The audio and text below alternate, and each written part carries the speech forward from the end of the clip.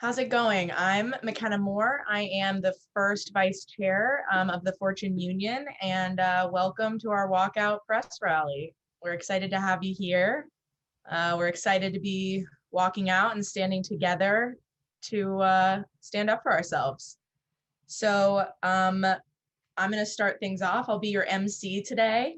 I want to just start off by giving you a little bit of background on Fortune. So we unionized and were recognized about 2 years ago in May, and we've been bargaining since November 2019.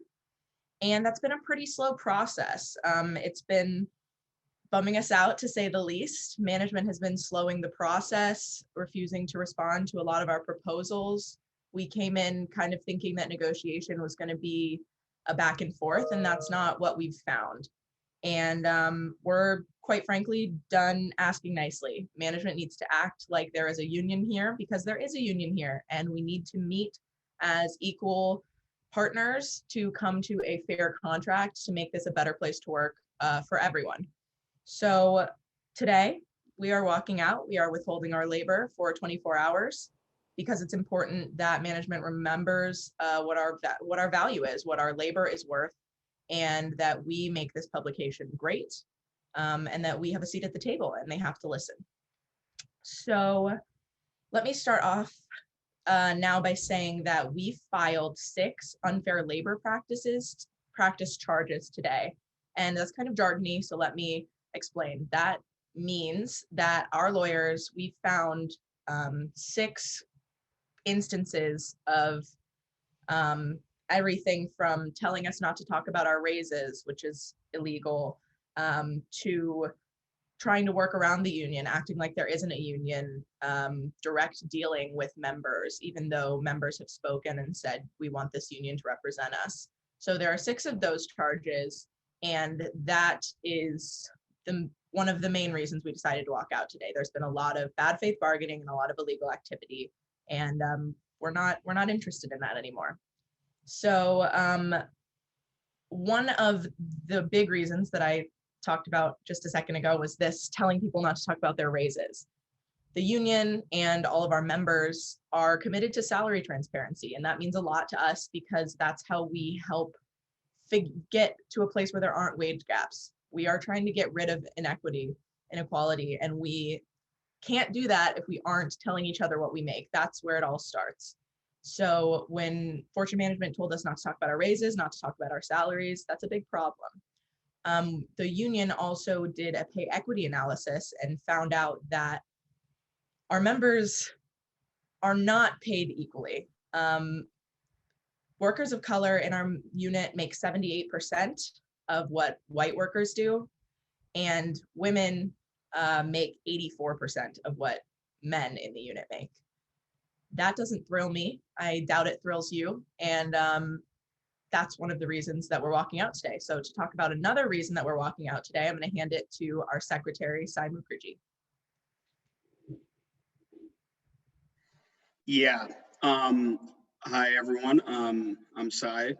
I'm a healthcare reporter here at Fortune, and I've been working here for more than 5 years at this point.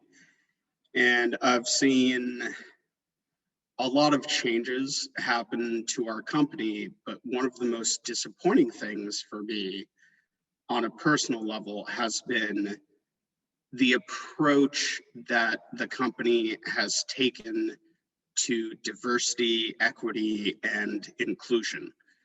This was actually the first proposal that we put at the bargaining table way back in November 2019, and it was pretty much dismissed as sort of just like pulling the race card. And we have consistently told management that no, our members care about this. You can see how much our members care about this. And it wasn't until the George Floyd protests happened when management all of a sudden was like, oh, okay, I guess we need to do something about this. And And it's been very, very frustrating on a personal level, because I'm one of just a handful of people of color who work in our newsroom. But the more overarching issue is that they have basically, on the management side, said that we don't want this to be enforceable contract language. We want it to be a policy. We want to be able to, like, and what that says to us is, okay, so that means that you want it to be flexible so that you can back out of it when it's not a political issue that matters to media organizations. We don't have the courage of our convictions. That's the message that that sends. And just one example I'll give is that we did this entire video that was organized by, not by union leadership, by one of our members, where every single person in our newsroom testified to how important it is to them to have enforceable diversity language in a union contract so that the company cannot back away from its promises. And when we came to the bargaining table and brought it up and said, like, hey, did you see that video where literally every single person in the newsroom participated in it? And their response was, yeah, that was a nice video. Whatever, you know, like they just didn't care. Like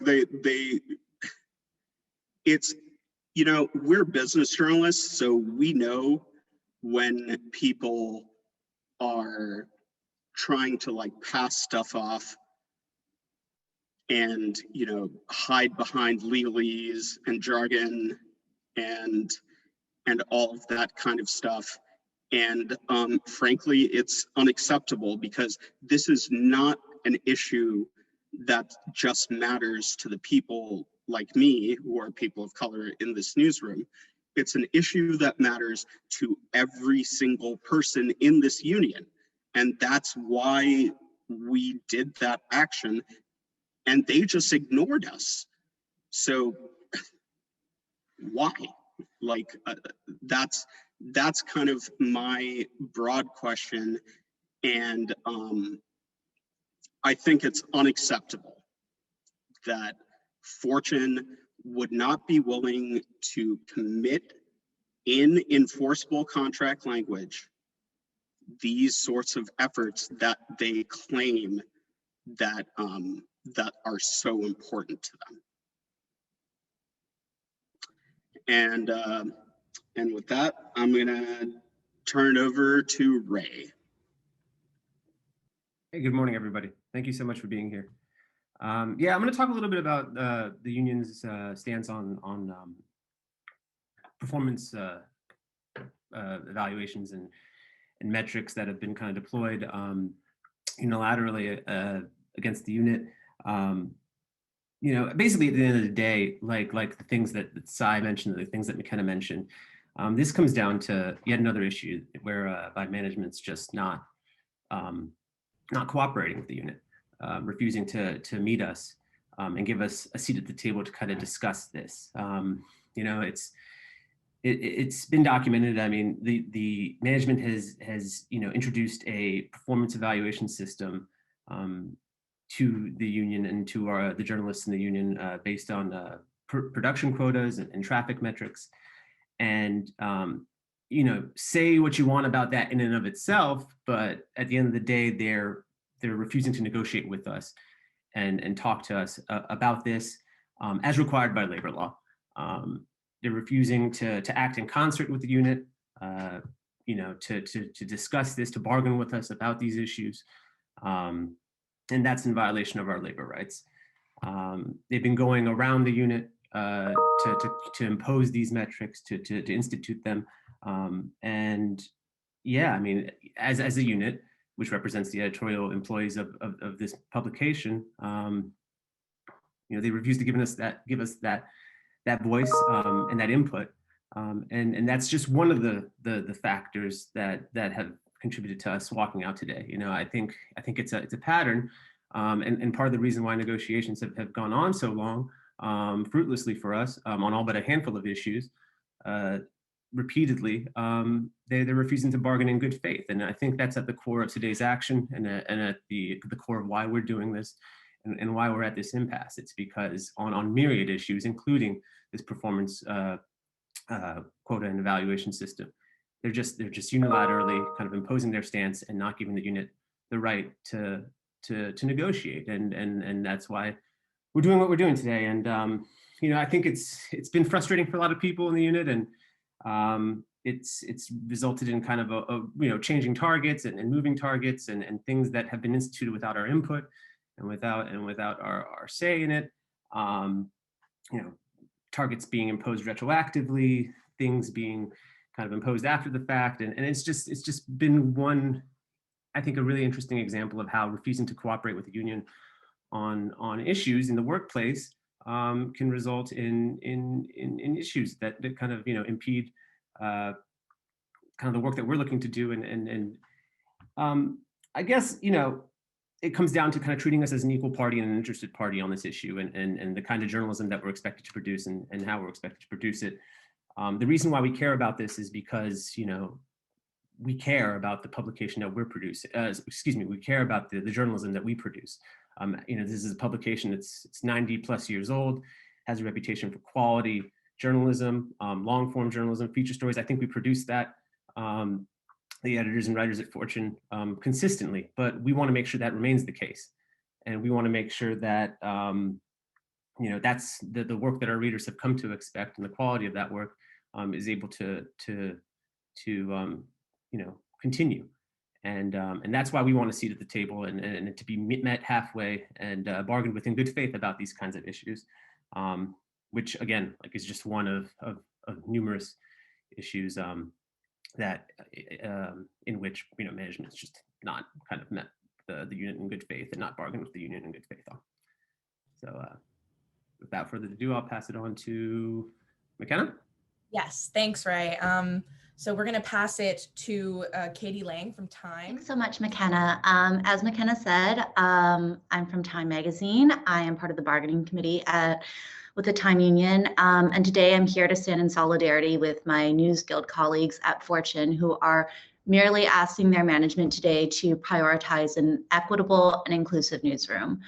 I think it's always been clear, although abundantly so over the past year, the importance of having commitments towards diversity be more than just performative lip service, but real, actionable, long-term commitments to change. In the past, Fortune and Time shared a parent company, Time Inc., and for decades, the ownership of these magazines did not prioritize diversity concerns. When we became the Time Union under new management, we recognized the urgency of ensuring a more diverse future for both our current and future staffers, especially those of color. And we did this by putting concrete language in our contract for more diverse hiring practices and workplace policies. While our management was unsure at first if this language belonged in a contract, it was our members who showed up and showed out amid a national reckoning with race this summer to tell them that this was one of the biggest issues that we needed to face in our newsroom, and that we could not wait a minute longer. I'm proud to say that our management listened, understood the urgency of the issue with a little reminder from us, and committed to our diversity proposal, implementing elements of it, like our diversity committee, immediately. Today, our colleagues at Fortune are doing the same. They are asking their management to listen to them and to commit to having a workplace that values and cares for all of their employees. I'd like to remind Fortune management of something that we've reminded our management of this summer, that the best way to show your commitment to racial justice and to making your workplace a more inclusive place is to commit to it in a contract. Thank you. Thank you so much, Katie. Now we're going to pass it to NewsGuild or New York Guild President Susan De Carava. Hi, everybody. Good morning. I'm so proud and glad and inspired to be here with all of you this morning. I know it's been a really long fight, but I think that this event and all of the work that you're doing reminds us that it's a good fight, it's a necessary fight, it's an important fight. And I think it's clear that certainly at this point, Fortune Management can't afford to ignore you all anymore. And that's the point, right? The point is that, as I think Ray ably said, you want a seat at the table, you deserve a seat at the table, you want to have conversations and discussions and a voice in your newsroom and in your workplace. That's what you unionized for. And that's what we're all here to support. It's funny when we come to these issues about who gets to decide, right? And we challenge management about decisions that they've made in the past or decisions that they are in the process of making, and want to hold them accountable. It seems illogical that they would ignore the very people responsible for producing the thing that makes them notable, right? Fortune magazine doesn't exist without a staff to put it together, to write the stories, to do the reporting, to do all the editorial work that's involved in making Fortune magazine what it is and has been for the past 90 or so years. You unionized so that you could have a voice at the table. And so to ignore that seems like a waste of time and hurts the publication and erodes the relationship between management and staff. But sometimes, and I think this is a very good example of it, it's really clear that the company's response isn't about logic, right? It isn't about what makes sense.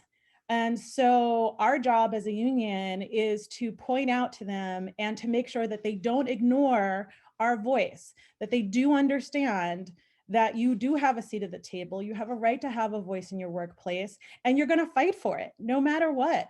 And that's incredibly inspiring to all of us who are here joining you today in support of your contract fight, in support of your fight to create a more diverse and equitable newsroom, and very specifically to protest the 6 unfair labor practices that McKenna mentioned earlier at the top of the hour, that the company has engaged in and that we have brought to the National Labor Relations Board.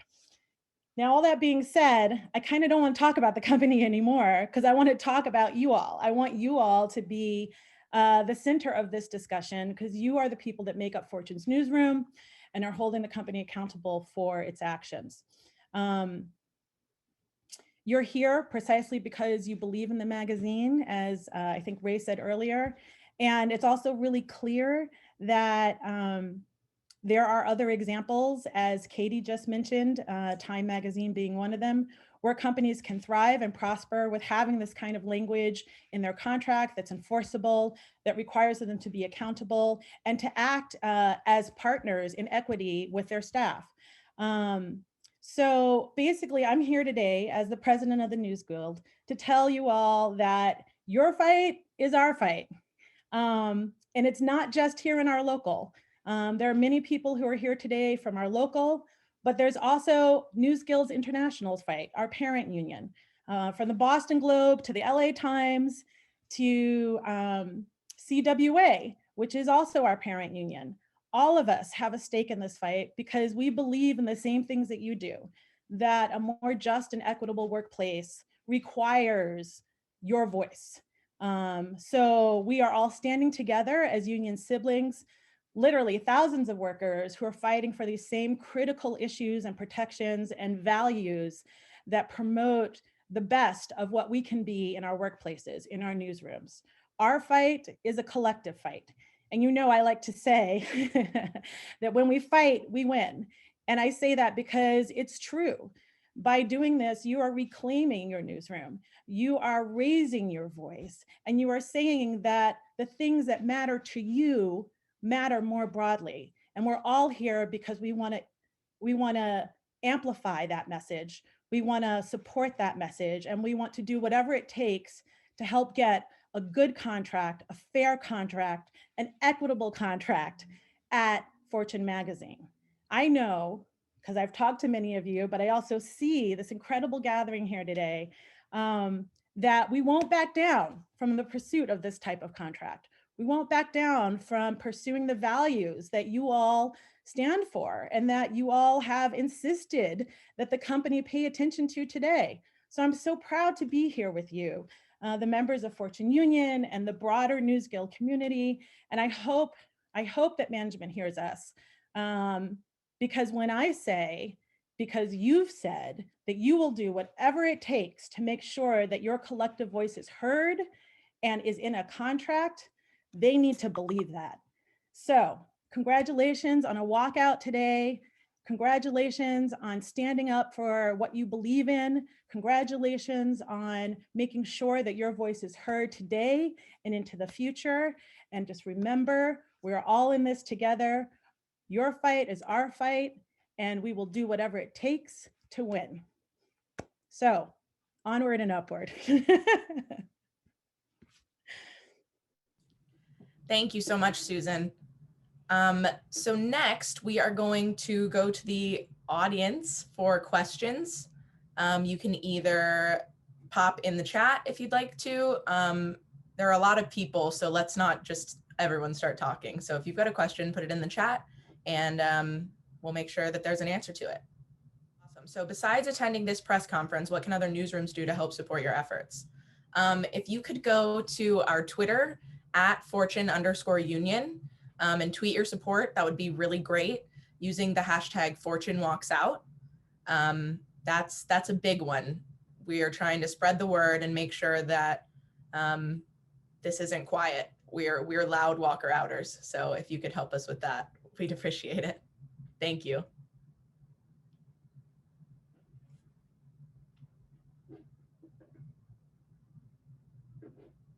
And now there's a link to our Twitter thread this morning, and there are more tweets to come about why we're doing this walkout, which you've heard a lot about today, but there's more information to come on Twitter.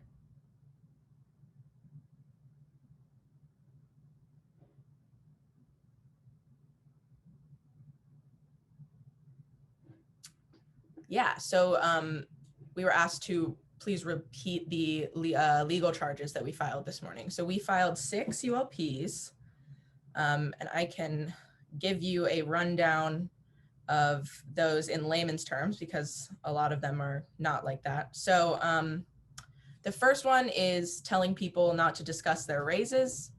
The second is establishing and maintaining an employer-dominated labor organization. The third is called direct dealing, which means that the company went directly to employees rather than using the union as employee representative. Unilateral implementation of KPIs, of quotas, without bargaining with the union, which legally the company has to do. Unilateral implementation of the handbook, another situation in which there should have been bargaining with the union and there was not. And then unilateral implementation of the DEI committee. So those are the 6 that we're dealing with, and those charges are public documents. They were filed this morning. So if you'd like to go to the National Labor Relations Board website, they'll be there as well.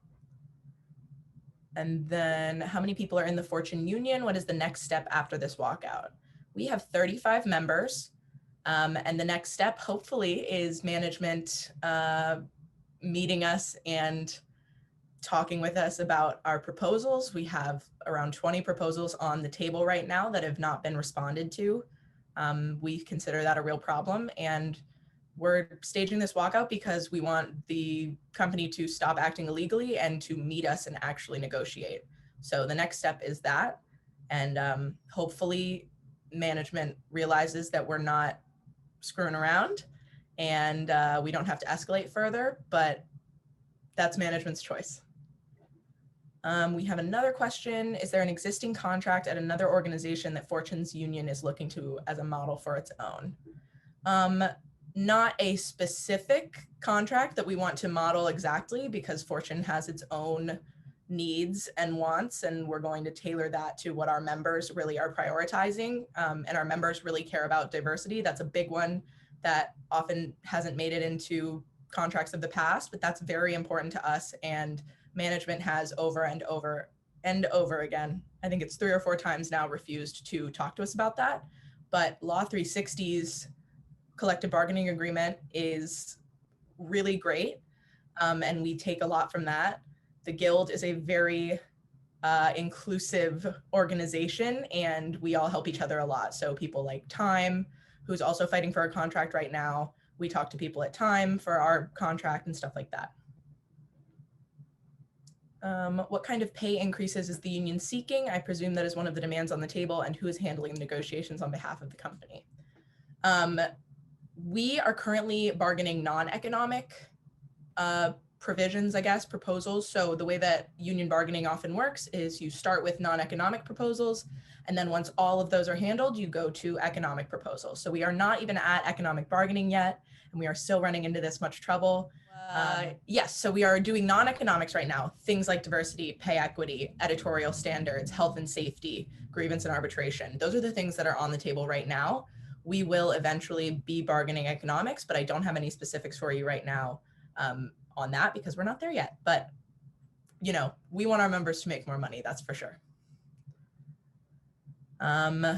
What is the union's goal for traffic and byline quotas? Do you have numbers in mind, or are you looking to eliminate them altogether? One of Fortune's editors and I used to have the same job at another company, and those quotas were a major source of tension for me there.